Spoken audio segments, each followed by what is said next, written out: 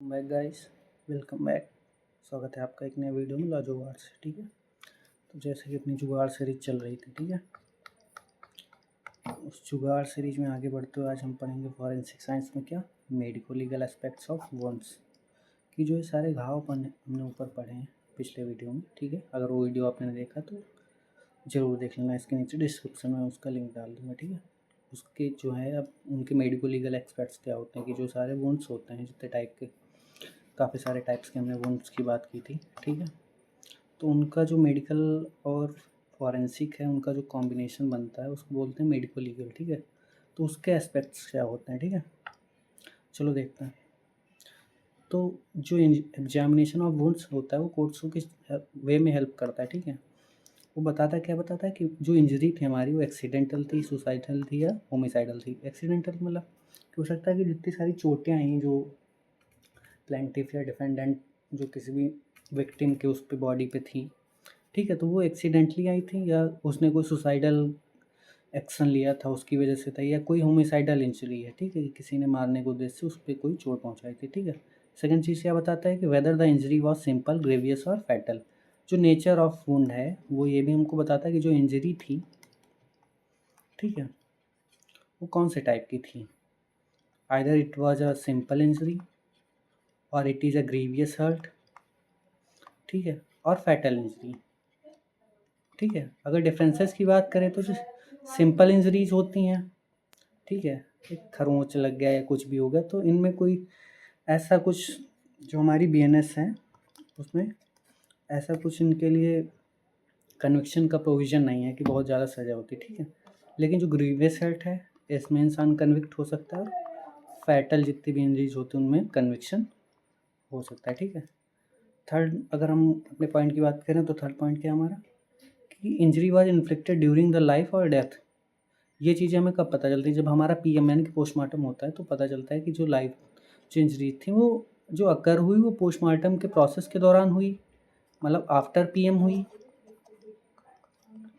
ठीक है, या बिफोर पीएम हुई। ठीक, ये हमें कहाँ से पता चलता है, पीएम से। ठीक है, whether the injured person could perform voluntary acts after sustaining the injury.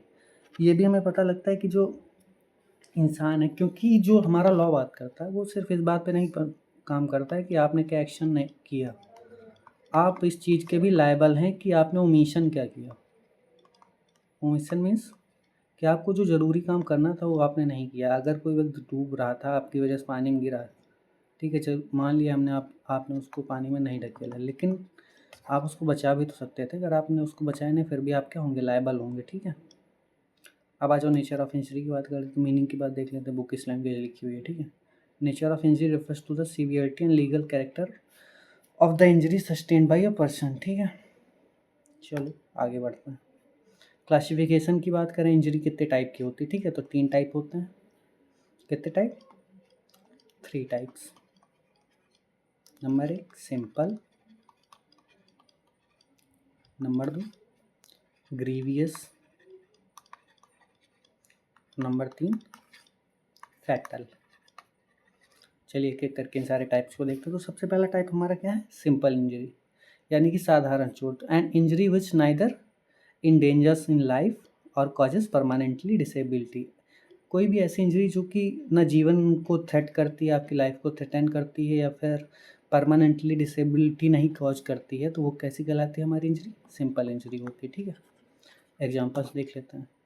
जैसे माइनर अब्रेजन्स वो होते हैं कि मान लिया हल्की फुल्की खरोंचें आपको लग गई, ठीक है, कहीं से झाड़ से रगड़ लगे या गिर गए, ठीक है, खुद से, ठीक है, स्मॉल ब्रूसेस हो गए जो हल्के से जो है चोट के निशान होते हैं। ठीक है, सुपरफिशियल कट्स हो गए जो कि जैसे चाकू से लग गया, तब आप उसके लिए कोर्ट थोड़ी ना जाओगे। फिर उसके बाद बात कर लेते हैं ग्रीवियस हर्ट की। ग्रीवियस हर्ट आपने बीएनएस इसके पहले जब आप आईपीसी पढ़ रहे थे, अब तो चेंज हो गया। ठीक है, अब क्या ट्रांसफ़र हो गया बीएनएस में।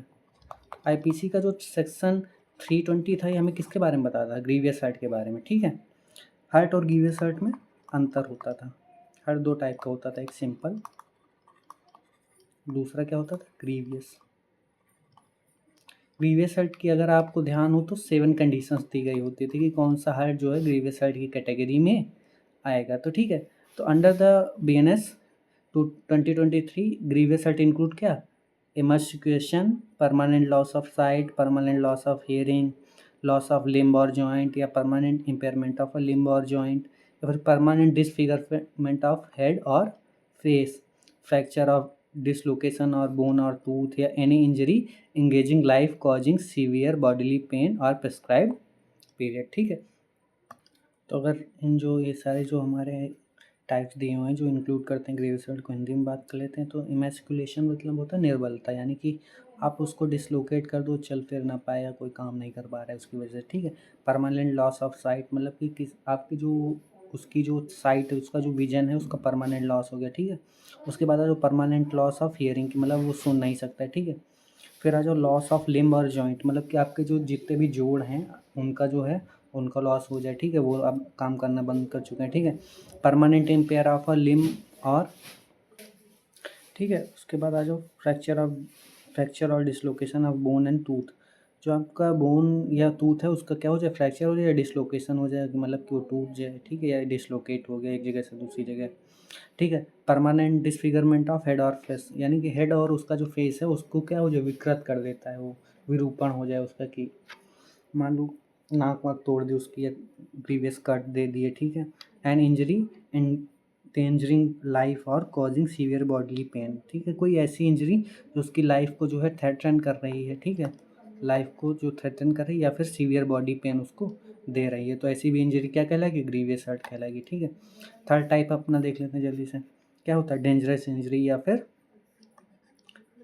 Fatal injury. ठीक है, ये क्या करती है, आपकी लाइफ को ख़त्म भी कर सकती है। An injury which is untreated, जिसका कि कोई इलाज ही नहीं हो सकता, is likely to cause death, कि मतलब ज़्यादातर उसमें क्या होता है, रिजल्ट डेथ ही होता है। ठीक है, ऐसी इंजरी क्या कहलाती है, हमारी फैटल और डेंजरस इंजरी कहलाती है। एग्जांपल देख लेते हैं, पेनिट्रेटिंग चेस्ट विद वुंड।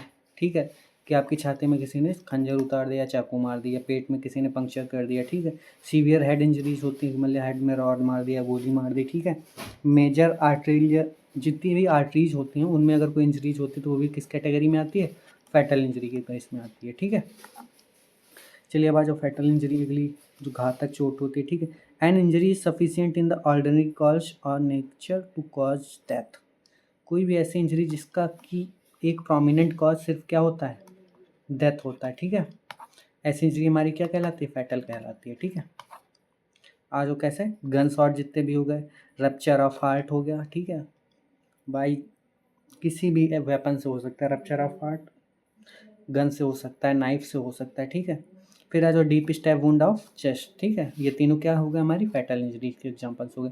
अब इसकी मेडिको लीगल इंपॉर्टेंस की बात करें तो ये क्या करता है, डिटरमाइन क्या करता है। ठीक है, क्रिमिनल लाइबिलिटी को फिक्स करता है। ठीक है, डिटरमाइन पनिशमेंट, इस केस में क्या पनिशमेंट होगी वो बताता है। ठीक है, कैसे डिसाइड होता है कि वो इंजरी कितनी फैटल है। ठीक है, उसके जो नेचर पे ही डिपेंड करता है कि जो विक्टिम है उसको क्या है, कितनी सज़ा होगी या कैसा उसका ट्रायल होगा। ठीक है, उसके बाद थर्ड चीज़ क्या बताता है, एसेस करता है क्या, कंपनसेशन क्लेम को। जितने सारे कई सारे जो मामले होते हैं वो कंपनसेशन में भी होते हैं। ठीक है, कि जो कंपनीज होती हैं, जो बीमा कंपनीज होगी, ये सारी चीज़ें देखती हैं। ठीक है, तो उसी बेसिस पे जो है आपका कंपनसेशन डिसाइड होता है। ठीक है, थर्ड अब सेकंड आ जाओ एग्जामिनेशन ऑफ इंजर्ड पर्सन, तो उसका एग्जामिनेशन कैसे होता है, तो अकॉर्डिंग टू फॉरेंसिक साइंस तो एग्जामिनेशन क्या एम करता है, ठीक है, डायग्नोस करता है इंजरीज को, डिटरमाइन करता है कि कौन सा वेपन यूज हुआ। ठीक है, फिर एक्सेस करता है कि सीवियरिटी क्या थी, कि मतलब वो इंजरी का टाइप क्या था। ठीक है, सिंपल थी, ठीक है, या फिर कैसी थी, ग्रीवियस थी नेचर में, या फिर फैटल थी। ठीक है, सीवियरिटी बताती है। ठीक है, एस्टिमेट टाइम डिसाइड करती है कि टाइम क्या था।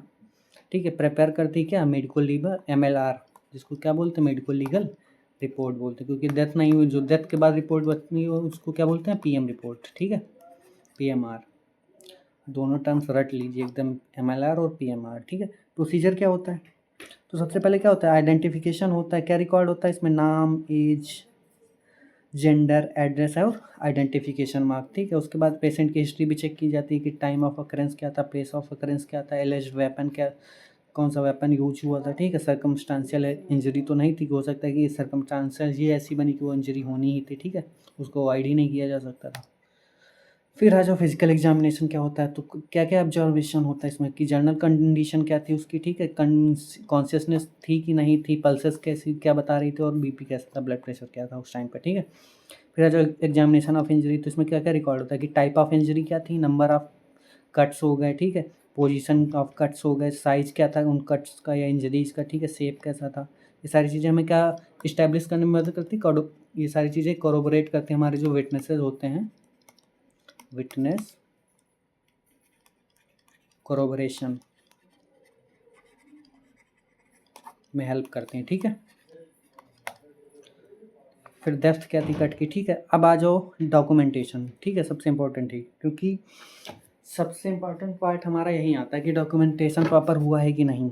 अगर विदाउट डॉक्यूमेंटेशन ये सारी चीज़ें कोई वैल्यू नहीं रखती हैं, ठीक है। तो प्रिपेयर MLR, एक MLR बनती है, उसमें क्या होता है, फाइंडिंग्स, ओपिनियन और सिग्नेचर ऑफ एग्जामिनिंग डॉक्टर, ठीक है। अगर मेडिकल लीगल इंपॉर्टेंस की बात करें इसकी, तो क्या होता है, report frequently becomes crucial evidence in criminal trials, ठीक है। आ जाओ cause of death from wounds, ठीक है। तो ये मेजरली 4 टाइप के आप मान सकते हो, ठीक है, जिनसे क्या होता है कि इमीडिएट कॉजेज हुए हैं, ठीक है। एक तो क्या, हैमरेज, कि मतलब कि ब्लड, मान लो ये आपकी बॉडी के अंदर भी हो सकता है, बॉडी के बाहर भी हो सकता है, ठीक है। हैमरेज क्या होता है, जब ब्लड जो है आपकी बॉडी के अंदर जो रक्षा होता है उसको ज़्यादातर क्या बोलते हैं, हैमरेज बोलते हैं। ये क्या होता है, शॉक और डेथ का, सीवियर ब्लड लॉस क्या करता है, शॉक या डेथ में ले जाता है, ठीक है। एग्जाम्पल, इंजरी जो है कार्टराइड आर्टरी में है, या रप्चर ऑफ आयोटा हो सकता है, या फिर ब्रेन में भी हो सकता है, जो आपका सेरेब्रल होता है ब्रेन का जितना हिस्सा, उसमें भी अगर ब्लीडिंग हो गई तो आपको हेमरेज हो जाएगा, ठीक है। अगर शॉक की बात करें तो failure of circulation due to severe injury, ठीक है, ब्लड सर्कुलेशन जो है सीवियर इंजरी की वजह से बहुत ज़्यादा बढ़ जाता है, और क्या होता है कि आपकी बॉडी से लगातार ब्लड लॉस होता है, तो इसकी वजह से आप कहाँ पहुँच जाते हो, डेथ की ओर, ठीक है।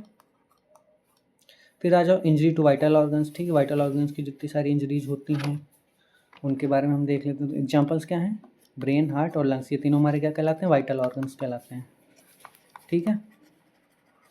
अगर इनको कोई इंजरी होती है तो क्या कहलाती है, तो इंजरी टू वाइटल ऑर्गन कहलाती है। फिर आ जाओ एस्फीसिया, ठीक है। एस्फीसिया हम इसको एक बहुत डिटेल में पढ़ चुके हैं, अगर आपको उसको पढ़ना है तो अपना वीडियो पड़ा हुआ है, ठीक है, उसको देख लेना। ये कैसे होता है, या तो नेक इंजरी से होता है तो चेस्ट ट्रॉमा से होता है। नेक इंजरी से कैसे होता है कि आपको किसी ने हैंगिंग कर दिया, ड्राउनिंग कर दिया, या फिर क्या कर दिया, स्ट्रैंगुलेशन कर दिया। चेस्ट ट्रॉमा कैसा होता है कि ये 2 टाइप से हो सकता है, एक तो फिजिकल, ठीक है, दूसरा मेंटल, ठीक है, ये 2 टाइप से हो सकता है, ठीक, ठीक है। इसके आगे देखते हैं, चलो अब डिलेड कॉजेज़ की बात करते हैं, ठीक है। तो ये क्या होता है कि इनसे जो इंजरीज कॉज होती हैं, इनका जो इफ़ेक्ट होता है, ठीक है, वो डिलेड होता है, बाद में समझ में आता है। ये तुरंत तुरंत नहीं समझ में आएगा कि इंसान मरा कि जिया कि क्या हुआ।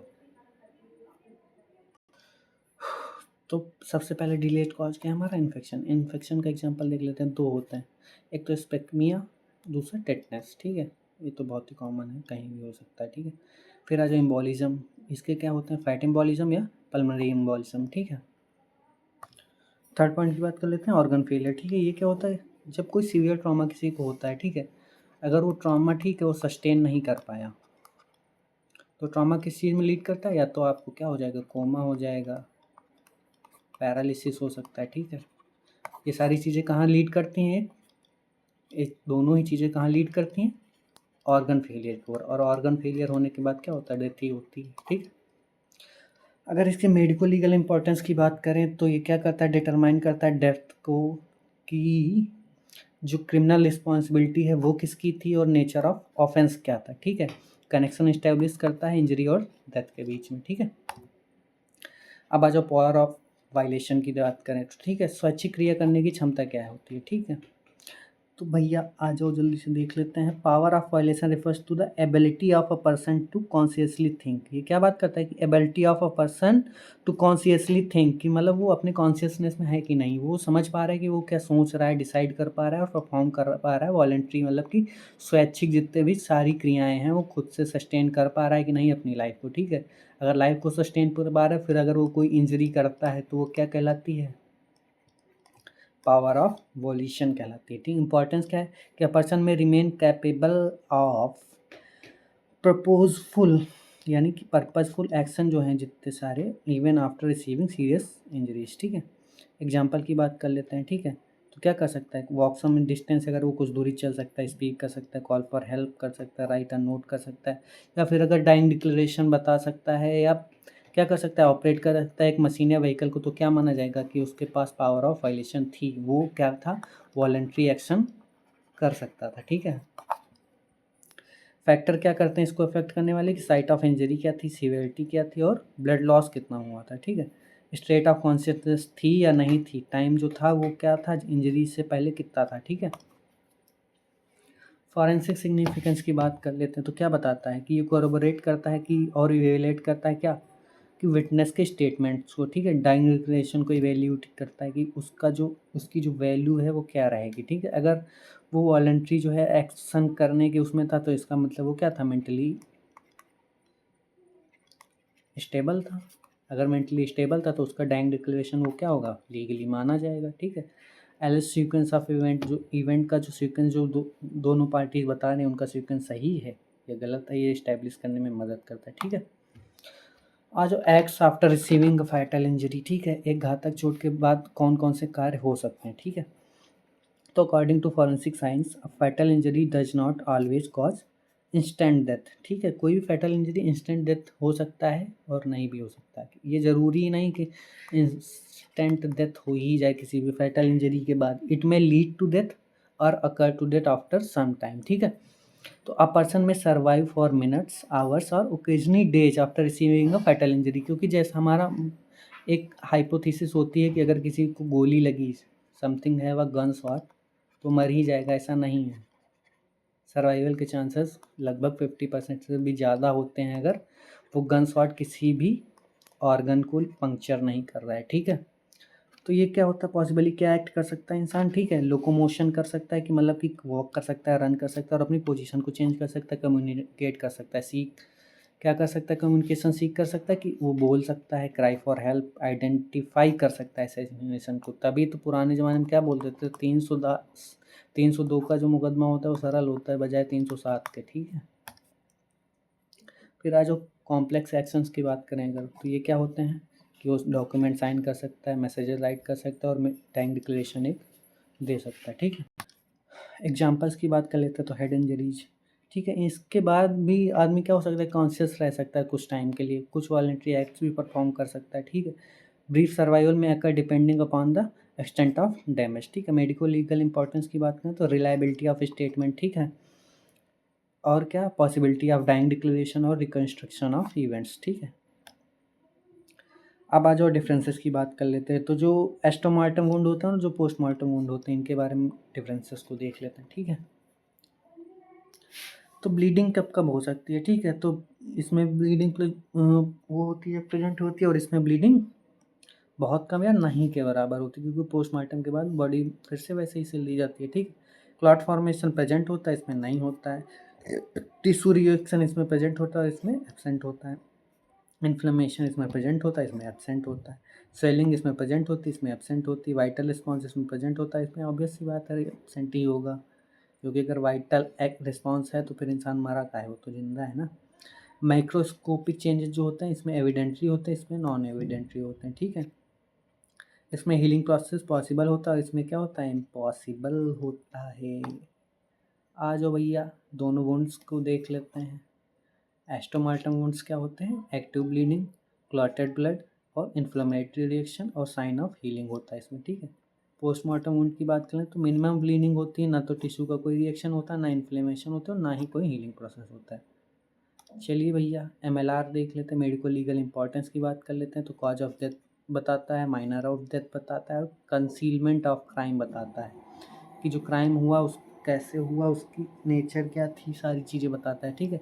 क्रिमिनल लाइबिलिटी के बारे में बताता है कि किसकी लाइबिलिटी थी। कुछ इंपॉर्टेंट केस लॉ देख लेते हैं।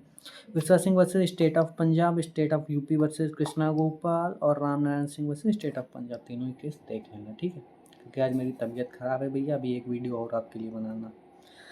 तो इस क्लास के लिए इतना ही, मिलते हैं अगली क्लास में। अगली क्लास बहुत ही इंपॉर्टेंट होने वाली है, ठीक है, तो देख लेना उसको भी।